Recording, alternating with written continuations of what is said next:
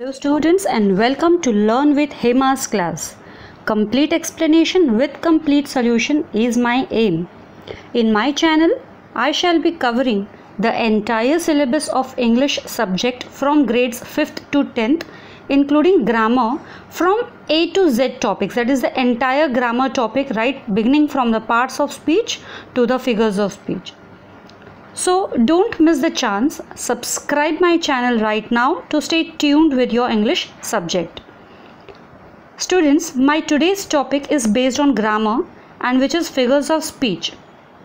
As I have already started explaining chapters from standard 6, 7th, 8th, 9th, when we do poems, basically poems include a lot of figures of speech, and that is the reason why I have taken this topic today. So figures of speech, let's start. What is a figure of speech? What is a figure of speech? If I ask you that, so figure of speech is a total change from the ordinary form of expression or the ordinary course of idea to make a greater effect. Normally if we speak, this thing may not have more effect when someone listens to us, but if we use figures of speech in our speech, so then that makes a greater effect. Figures of speech, normally poetries, if you read the poetries, it is totally different from the actual prose section, right जो हम chapters पढ़ते हैं, chapters में normal sentences होते हैं, लेकिन जब हम पोइट्रीज़ पढ़ते हैं तो पोइट्रीज़ में हम कई बार देखते हैं तो जिस तरीके से वर्ड्स या सेंटेंसेस का अरेंजमेंट किया रहता है, हम कई बार उनको गाने के फॉर्म में बोलते हैं, तो शॉर्ट शॉर्ट लाइंस होते हैं, एक्सक्लेमेशन होते हैं, क्वेश्चन मार्क्स होते हैं, बहुत सारे पंक्चुएशंस होते हैं. तो फिगर्स ऑफ स्पीच एक बहुत अच्छा तरीका है अपने लैंग्वेज को इंट्रोड्यूस करने का, बट एक टोटली अलग तरीके से, with vividness. So figures of speech are chiefly used in poetry for the sake of vividness. They are also used in prose. कभी कभी वो लोग prose में भी हम figures of speech यूज़ करते हैं, लेकिन कब, जब कोई इंसान स्पीच दे रहा है तो अपना स्पीच बहुत इफ़ेक्टिव बनाने के लिए वो कुछ ऐसे फिगर्स ऑफ स्पीच या ब्यूटीफुल बनाने के लिए वो कुछ फिगर्स ऑफ स्पीच यूज़ कर सकता है. वैसे तो फिगर्स ऑफ स्पीच बहुत सारे हैं, लेकिन मैं इनको फिगर्स ऑफ स्पीच को पार्ट में एक्सप्लेन करूँगी. तो ये मेरा फर्स्ट पार्ट है फिगर्स ऑफ स्पीच का. So figures of speech can be divided into 5 parts. हम उसको 5 पार्ट्स में डिवाइड कर सकते हैं. 5 पार्ट्स में सबसे पहला जो है वो बहुत ही कॉमन फिगर ऑफ स्पीच है, जो almost from 5th standard to 10th standard या 11th 12th भी आप पढ़ोगे आगे, तो 5th स्टैंडर्ड से ये आपको फिगर्स ऑफ स्पीच रहेंगे. फिगर्स बेस्ड ऑन सिमिलैरिटी और लाइकनेस. सिमिलैरिटी और लाइकनेस के ऊपर बेस्ड जो भी फिगर्स ऑफ स्पीच है उनके ये नाम है: सिमिली, मेटाफोर, पर्सोनिफिकेशन, एपोस्ट्रोफी. तो आज हम ये 4 ही करेंगे, लेकिन बाकी के और क्या क्या फिगर्स ऑफ स्पीच है लेट्स सी. देन फिर उसके बाद में हमारे पास है figures based on contrast, difference और सरप्राइज. तो कॉन्ट्रास्ट या डिफरेंस या सरप्राइजेस पे जो फिगर्स ऑफ स्पीच है वो है antithesis, epigram, paradox, oxymoron, irony, euphemism, लिटॉट्स.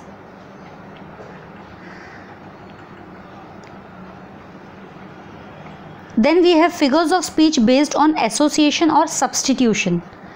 Association और substitution तो ये है metonymy, synecdoche. Metonymy and synecdoche. चौथा है figures of speech based on construction और arrangement of words. किस तरह से words को arrange किया जाता है या construct किया जाता है वो. They are, इनमें ये है interrogation, exclamation, climax, anti climax, hyperbole, transferred epithet, tautology. और 5वां है figures based on sound. They are pun, alliteration, onomatopoeia. आपके स्कूल सेक्शन में आपको इतने ही फिगर्स ऑफ स्पीच है, उससे ज़्यादा आपको स्कूल सेक्शन में नहीं पूछे जाते हैं. और भी फिगर्स ऑफ स्पीच है, लेकिन वो जब आप कॉलेज में या डिटेल स्टडी करोगे तब आपको आएंगे, बट एट प्रेजेंट आपको इतने ही फिगर्स ऑफ स्पीच है. तो हम शुरुआत करते हैं हमारे आज के पहले फिगर ऑफ स्पीच से, जो हम खाली फर्स्ट पार्ट करने वाले हैं, and that is simile. Simile, जैसे कि मैंने बोला है, it is based on similarity और लाइकनेस. हमारे डेफिनेशन में ही था, it is based on similarity और likeness. Actually simile is a direct comparison made between 2 objects of different kinds. हम दो ऑब्जेक्ट जो अलग अलग है उनको हम कंपेयर कर रहे हैं, जैसे कि मानो वो एक जैसे हो, अलग अलग है लेकिन मानो वो एक जैसे हो, which have at least one point in common, at least उन दोनों में एक पॉइंट कॉमन होता है, इसीलिए हम उनको कंपेयर करते हैं। It is called simile. तो ऐसे लाइन्स को हम सिमिली कहते हैं, वो फिगर ऑफ स्पीच होता है सिमिली। तो सिमिली क्या होता है, जब कोई भी दो चीज़ को हम कंपेयर कर रहे हैं या डायरेक्ट कंपैरिजन उनमें हो रहा है तो उसको हम, उन फिगर ऑफ स्पीच को हम सिमिली कहते हैं। और जिनके बीच में डायरेक्ट कंपैरिजन होता है वो दोनों भी अलग अलग चीज़ें होती हैं, लेकिन उनके बीच में एक पॉइंट सिमिलैरिटी का ज़रूर होगा जिसके बेसिस पर हम उनको कंपेयर करते हैं। अभी हम सिमिली जो है आपका फिगर ऑफ स्पीच, ये बहुत ही सबसे इजी फिगर ऑफ स्पीच है और इसको आइडेंटिफाई करना भी बहुत आसान है। अगर आपको सेंटेंस का मतलब नहीं भी समझ में आता है कि अरे ये सेंटेंस का मतलब क्या है, तो भी आप सिमिली फिगर ऑफ स्पीच तो आइडेंटिफाई कर ही सकते हो, क्योंकि इसके अंदर ये वर्ड्स यूज़ होते हैं जैसे as, like and so to make a simile. बिना इन वर्ड्स के हमारा सिमिली नहीं बन सकता है फिगर ऑफ स्पीच। इसीलिए मैंने कहा है बिना सेंटेंस का मतलब जाने भी आप पता कर सकते हो, आइडेंटिफाई कर सकते हो कि ये सेंटेंस सिमिली है या नहीं। तो अब हम एग्जाम्पल्स की ओर बढ़ते हैं। मैंने हर एक में 10 एग्जाम्पल्स दिए हैं, हर एक टॉपिक के मैंने 10 एग्जाम्पल्स यहाँ पे दिए हैं। Let's learn the first example of simile. He looks as cheerful as a rose. He looks as cheerful. अभी ही लुक्स को हमने, उसके लुक्स को कंपेयर किया है रोज़ के साथ में। किसके साथ कंपेयर किया? रोज़ के साथ में। रोज़ चीयरफुल, बहुत अच्छा दिखता है ना, हमको खुश दिखता है, रोज़ को देखते ही हम खुश हो जाते हैं, वाओ अ ब्यूटीफुल फ्लावर। इसीलिए रोज़ को हमेशा चीयरफुल माना जाता है, एक सिंबल माना जाता है चीयरफुलनेस के लिए। सो ही लुक्स एज चीयरफुल, ये देखो वर्ड हमने यहाँ पे एज यूज़ किया है, एज चीयरफुल एज। ओके, तो चीयरफुल एक एडजेक्टिव है, और एक चीज़ हमेशा ध्यान रखिए, एडजेक्टिव से ही सिमिलीज बनती है। ओके, एडजेक्टिव से भी सिमिलीज बनती है। So as cheerful as a rose. Then it stirred the heart like a trumpet. It stirred the heart मतलब दिल की धड़कनें बढ़ जाती है ना, तो ऐसा लगता है जैसे कोई ट्रम्पेट बजा रहा हो। ट्रम्पेट एक म्यूज़िकल इंस्ट्रूमेंट है, एयर जिसमें हम ब्लो करते हैं, फूंकते हैं, और वो भोपू जैसे हम हिंदी में कई बार बोलते हैं, उस टाइप का वर्ड है। तो इट स्टिर्ड द हार्ट, इतनी ज़ोर ज़ोर से धड़क रहा था हार्ट, जैसे मानो कोई ट्रम्पेट बज रहा है। तो जैसे मानो कोई, मतलब हार्ट को हमने ट्रम्पेट से कंपेयर किया है। It stirred the heart like a trumpet, heart and trumpet को कंपेयर किया गया, किस तरह से दोनों बजते हैं। He walked about as proud as a peacock. उसके वॉकिंग को हमने पिकॉक के वॉकिंग से कंपेयर किया है कि पिकॉक जितने प्राउडली वॉक करता है उतने प्राउडली उसने वॉक किया है। Thy smile is as the dawn of the vernal day. Thy smile मतलब तुम्हारी मुस्कुराहट कैसी है, as the dawn of the vernal day, जैसे कोई सुबह वर्नल डे, सुबह डॉन मतलब एकदम अर्ली मॉर्निंग जो हम बोल सकते हैं, उसके जैसी स्माइल लगती है। The story is as old as the hills. ये स्टोरी उतनी ही पुरानी है जितने ये हिल्स पुराने हैं। तो स्टोरी और हिल्स यहाँ पे कंपेयर किए हैं। और ये जितने भी एग्जाम्पल्स हैं आप सब में देखिए एज, लाइक वर्ड यूज़ हुआ ही है। The moon came up like silver stepped in blood. Moon इस तरह से ऊपर आया जैसे मानो कोई सिल्वर खून में डुबोकर निकाला गया हो। तो इस तरीके से कंपैरिजन, यहाँ पे लाइक वर्ड यूज़ किया गया है। As clear as crystal, as good as gold, white as meal the frosty field, curses are like chickens they come home to roast. तो ये सारे एग्जाम्पल्स में आप देखोगे एज या लाइक यूज़ किया गया है। यहाँ पे सो वाले एग्जाम्पल नहीं है एक भी, बट एज और लाइक यूज़ किया गया है। तो इसीलिए मैंने आपको कहा है अगर सेंटेंस का मतलब नहीं भी समझ में आया है और सेंटेंस में एज और लाइक वर्ड्स यूज़ होते हैं तो मतलब वो सिमिली है। लेकिन मैं चाहूँगी कि आप लोग सेंटेंस का मतलब समझो तो आपके लिए वो ज़्यादा बेटर होगा। यहाँ पे दो चीज़ का कंपैरिजन होता है जो टोटली अलग होते हैं एक दूसरे से। चलिए अब हम दूसरा फिगर ऑफ स्पीच करते हैं, वो है मेटाफर। मेटाफर सिमिली के जैसा ही है, हम कंपैरिजन करते हैं बट थोड़ा सा ऑपोजिट है सिमिली से। इसमें हम इनडायरेक्ट कंपैरिजन करते हैं। इसमें हमारा इम्प्लाइड सिमिली होता है, इनडायरेक्ट कंपैरिजन हम बोल सकते हैं। When an indirect comparison is made it is called a metaphor और it is an implied simile. जैसे सिमिली के एग्जाम्पल्स हम मेटाफोर में कन्वर्ट कर सकते हैं, मेटाफोर के एग्जाम्पल्स हम सिमिली में कन्वर्ट कर सकते हैं। जैसे for example 1, life is a journey. Life को हम जर्नी बता रहे हैं, but life is like a journey. Simile में अगर मैंने इसको कन्वर्ट किया तो हमने लाइक वर्ड यूज़ कर दिया। Life is like a journey, एक जर्नी के जैसे ही है लाइफ हमारी, हम उसमें ट्रैवल कर रहे हैं। तो life is described as a journey. तो ये लाइफ को ही जर्नी बताया गया है, डायरेक्ट इनडायरेक्टली लाइफ को ही जर्नी बताया गया है, इसीलिए उसको हमने इम्प्लाइड सिमिली कहा है, ये indirect comparison. Life is indirectly compare to a journey. Then next example, all the world is a stage.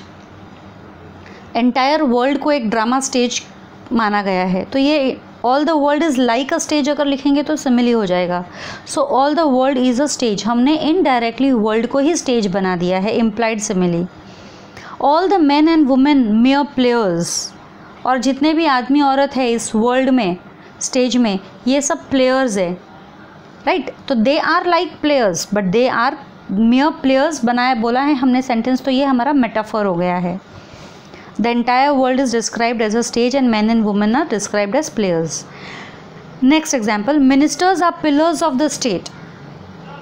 हमने मिनिस्टर्स को ही बता दिया है कि वो ही हमारे पिलर्स है स्टेट के। Actually ministers are just like pillars of the state. जिन पिलर्स पर स्टेट खड़ा है वो और कोई नहीं, हमारे मिनिस्टर्स है। बट हमने जब ऐसे सेंटेंस लिखा है ministers are pillars of the state, तो ये हमने इनडायरेक्टली मिनिस्टर्स को पिलर्स बना दिया है। सिमिली में हम कंपेयर करते हैं कि ये इसके जैसा है, डायरेक्ट कंपैरिजन। यहाँ पे इनडायरेक्टली हमने मिनिस्टर्स को ही पिलर्स बना दिया है। तो आप हर जगह पे देखिएगा यहाँ पे इज़ या आर या वॉज वर से ही ये इनडायरेक्ट कंपैरिजन किया जाता है। The fairest rose in all Greece was Helen of Troy. The fairest rose, सबसे खूबसूरत रोज़ या सबसे गोरा रोज़ आप बोल सकते हो पूरी ग्रीस में, वो कौन था? That was Helen of Troy. तो हेलेन ऑफ ट्रॉय कोई, तो Helen of Troy was like the fairest rose बोलने की बजाय हमने यही बोल दिया है, the fairest rose in all the Greece was Helen of Troy. Idleness is the rust of the soul. खाली बैठना हमारे आत्मा को जंग लग जाएगी खाली बैठने से। तो idleness is the rust of the soul, हमारा सोल रस्ट हो जाएगा आइडल बैठने से। तो आइडलनेस को रस्ट से इनडायरेक्टली यहाँ पे कंपेयर किया, इम्प्लाइड सिमिली है। तो हम इसको सिमिली में कन्वर्ट करेंगे तो इस तरह से लिखेंगे, idleness is like the rust of the soul. But ये idleness is the rust of the soul, is use हुआ है, आइडलनेस को ही हमने रस्ट बता दिया है, ये हो गया हमारा metaphor. His mind is a magazine of knowledge. His mind is like a magazine, like word use करेंगे तो हमारा सिमिली हो जाएगा। बट यहाँ हमने बोला his mind is a magazine, उसके माइंड को ही हमने मैगजीन बता दिया, एक चीज़ को दूसरी चीज़ बता दी है कि वो ये है, तो ये हमारा हो गया metaphor. The news was a dagger to his heart.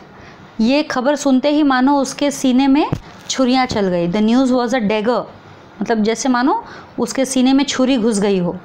The news was a dagger to his heart. तो news was like a dagger use करेंगे तो आपका सिमिली हो जाएगा, but it is was a dagger, तो ये आपका मेटाफोर हो गया है। लाइफ इज़ अ ड्रीम, तो ये भी मेटाफोर, लाइफ को ही हमने ड्रीम बना दिया है। ऊपर हमने बोला है लाइफ इज़ अ जर्नी, यहाँ पर बोला है लाइफ इज़ अ ड्रीम, तो ये हमने इम्प्लाइड कंपैरिजंस किए हैं, ये भी मेटाफोर है। Expression is the dress of thought. हम कपड़े पहनते हैं शरीर ढकने के लिए, और चेहरे के हाव भाव हमारे दिमाग में हम क्या सोचते हैं वो हमारे चेहरे पर आ जाता है। तो वो चेहरे पर जो हमारे हाव भाव है, सोच है, वो एक तरह का उसका ड्रेस ही है। तो expression is the dress of thought. So indirectly हमने एक्सप्रेशन को थॉट का ड्रेस बता दिया है, तो ये भी हमारा मेटाफोर हो गया है। आई होप आपको मेटाफोर समझ में आया है। अभी नेक्स्ट जो है हमारा पर्सोनिफिकेशन। अभी ये जो चारों फिगर ऑफ स्पीच हम यहाँ करेंगे उसमें से ये चारों ही बहुत कॉमनली यूज्ड होते हैं फिगर्स ऑफ स्पीच हमारे पोइट्रीज़ में। तो पर्सोनिफिकेशन एक बहुत ही इंपॉर्टेंट फिगर ऑफ स्पीच है। नॉर्मली अभी जितनी भी पोइट्रीज़ मैंने कराए हैं उन सब में पर्सोनिफिकेशन एक अहम फिगर ऑफ स्पीच है ही। तो ये जो है फिगर ऑफ स्पीच, ये क्या होता है? फिगर ऑफ स्पीच बहुत सिंपल है। Personification, when inanimate objects or abstract ideas are spoken of as having life, it becomes personification. अगर किसी भी inanimate object यानी जिसमें कोई लाइफ नहीं है, लाइफलेस ऑब्जेक्ट की हम बात करते हैं, या कोई एब्स्ट्रैक्ट आइडियाज़, यानी जो सब सिर्फ हम सोच सकते हैं, ऐसे कोई थॉट्स, आइडियाज़, ऐसे लग रहा हो जैसे हम उनसे बातें कर रहे हैं, are spoken of as having life, और हम उनसे ऐसे बात कर रहे हैं, ऐसे ऐसे मानो हम अपने फ्रेंड्स लोगों से ही बात कर रहे हैं, टीचर्स से, जैसे मैं आपसे बात कर रही हूँ, या मैं अपने बच्चों से बात करती हूँ, या अपने फ्रेंड से बात करती हूँ, या आप लोग बात करते हो, बिल्कुल ऐसे ही हमें लगता है कि बात कर रहे हैं। लेकिन कौन बात कर रहे हैं? हम तो बात करते हैं किसी जीवित प्राणी से, ऐसे ह्यूमन बीइंग से जिसमें लाइफ होती है। लेकिन पर्सोनिफिकेशन तब हम फिगर ऑफ स्पीच तब होता है जब हम किसी डेड ऑब्जेक्ट से जब किसी इनएनिमेट ऑब्जेक्ट से जिसके पास लाइफ नहीं है, वो उससे हम बात कर रहे हो, या ऐसा बात कर रहे हैं जैसे उनमें लाइफ हो और वो बात कर रहे हैं हमसे। The earth thirsts for rain, when it rains she smiles with plenty. अब ये अर्थ के बारे में बताया गया है, यहाँ पे अर्थ को पर्सोनिफाई किया गया है। अर्थ को पर्सोनिफाई किया क्योंकि यहाँ पे अर्थ को ह्यूमन क्वालिटीज़ जो भी है, जैसे थर्स्ट, स्माइल्स, ये दोनों भी ह्यूमन क्वालिटी है। थर्स्ट, हमको प्यास लगती है, स्माइल, हम स्माइल करते हैं, ये ह्यूमन क्वालिटीज़ है। लेकिन ये ह्यूमन क्वालिटीज़ किसको दी गई है? अर्थ को, धरती जो इनएनिमेट है, जिसके पास कोई लाइफ नहीं है। It is a lifeless thing, या एब्स्ट्रैक्ट हम बोल सकते हैं। एब्स्ट्रैक्ट नहीं बोल सकते क्योंकि हम धरती को छू सकते हैं, इसीलिए इनएनिमेट हो गया है, इसको कोई लाइफ नहीं है, लेकिन फिर भी ऐसा बताया गया है जैसे वो ह्यूमन की तरह बिहेव कर रहे हैं। The earth thirsts for rain, जैसे गर्मी के मौसम में बारिश के लिए धरती प्यासी है, तो the earth thirsts for rain and when it rains she smiles with plenty. और जब बारिश होती है तो शी स्माइल्स, अर्थ स्माइल करती है। अर्थ का स्माइलिंग का मतलब होता है कि हरा भरा हो जाना।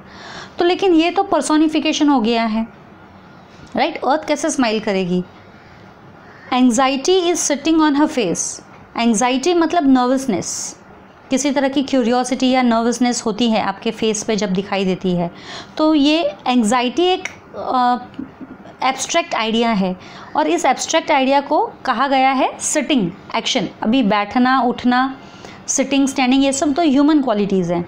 तो anxiety is sitting on her face, तो this is also personification. Anxiety is given the anxiety, which is an abstract idea, is given the human quality of sitting.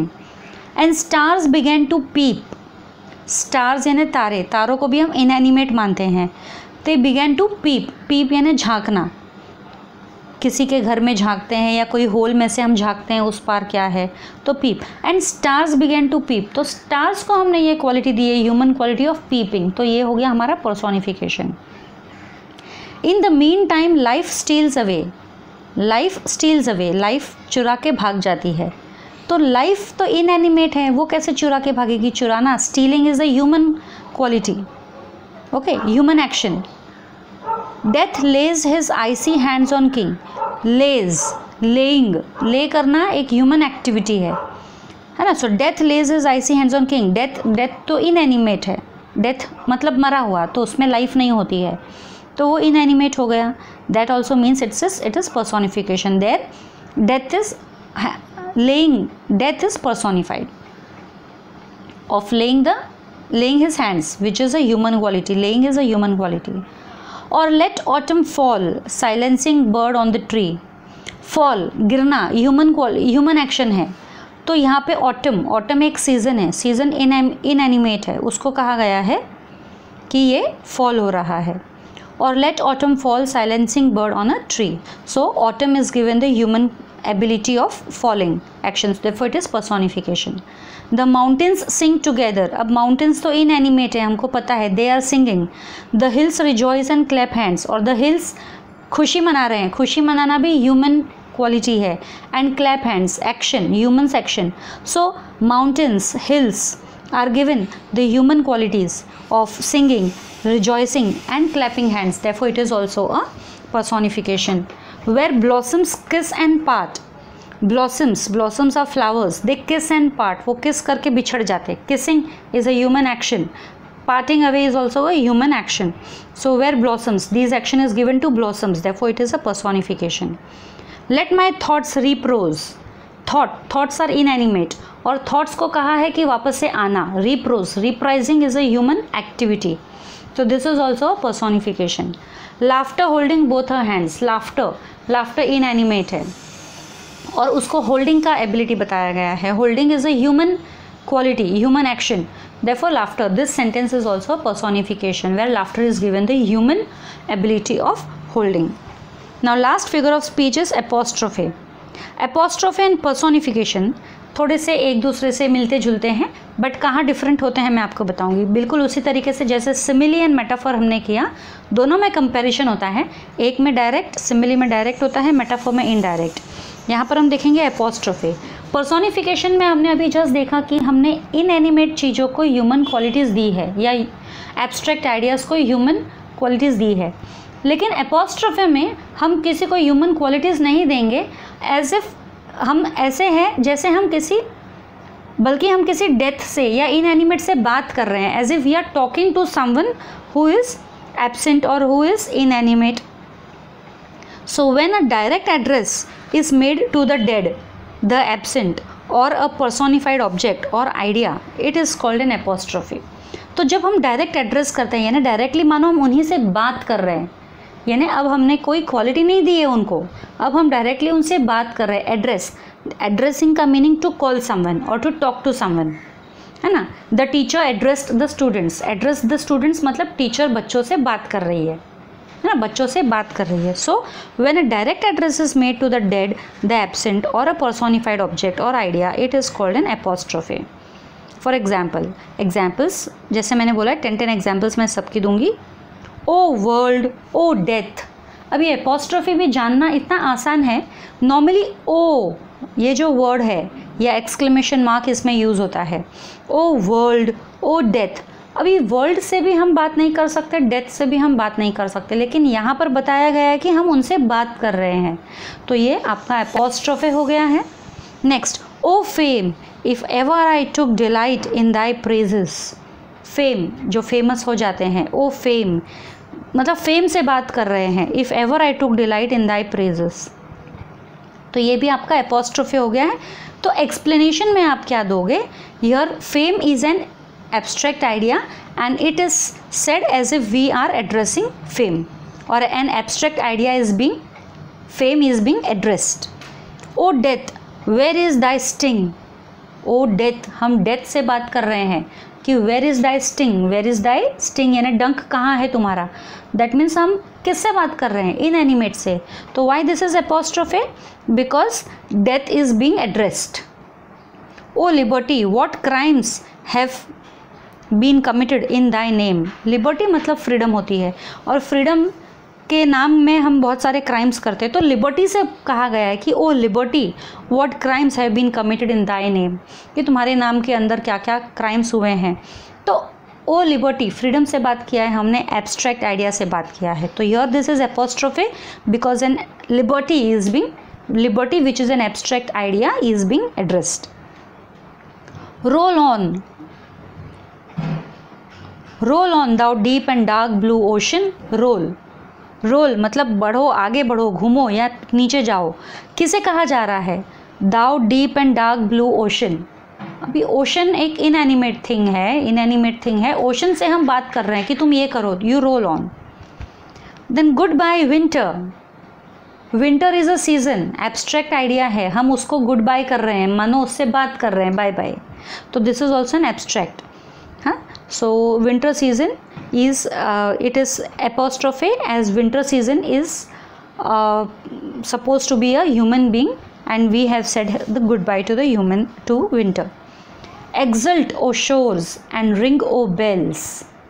Exult O shores and ring O bells. हम shores को कह रहे हैं exult यानी नीचे हो जाओ, and bells को कह रहे हैं ring। अभी शोर्स यानी किनारे, समुद्र किनारे जो वेव्स होते हैं, और रिंग्स यानी घंटी, दोनों से ही हम बात कर रहे हैं, दोनों भी इनएनिमेट है। It is apostrophe because it is said as if shores and bells are said to being having the human is said to having life and they are addressed. Milton, thou shouldst be living this hour. तो Milton से कहा जा रहा है तुमको इस समय जिंदा होना चाहिए था। तो मिल्टन तो ऑलरेडी मरा हुआ है, उससे कहकर क्या फ़ायदा। तो दिस इज़ एपोस्ट्रोफी। यानी हम किसी से कहते हैं ना कि यार तुम्हें उस समय वहाँ होना चाहिए था, कितना मज़ा आता था, तो वो तो वहाँ नहीं था लेकिन अभी ज़िंदा है इसलिए हम उससे बात कर रहे हैं। लेकिन यहाँ ये मिल्टन मरा हुआ है फिर भी हम उससे बात कर रहे हैं। दाउ शुडस्ट बी लिविंग दिस आवर, मतलब तुम इस समय तुमको ज़िंदा रहना चाहिए था। मतलब it is apostrophe because the dead is being addressed, dead Milton is being addressed. O judgment, again judgment आया है, ओ जजमेंट, ओ वर्ड आया है एक्सक्लेमेशन किसी के साथ हमने डाला है, that means it is apostrophe, यानी हम उससे बात कर रहे हैं। Thou art fled to brutish beasts. Hail smiling मॉन, मॉन over here means morning. Hail smiling मॉन that tips the hills with gold. Hail, hail means to come, it is apostrophe because हमने एक मॉर्निंग, एक एब्स्ट्रैक्ट आइडिया को आने के लिए कहा है। We are talking to someone, कुछ करने के लिए कहा है। So we are addressing the morning, smiling morning, so this is again an apostrophe because a smiling morning is addressed as if having life। तो इसी के साथ हमारा आज का ये फिगर्स ऑफ स्पीच का सेशन ख़त्म होता है। आई होप आपको समझ में आया होगा और अच्छा भी लगा होगा। Stay tune for my next session. Till then, thank you.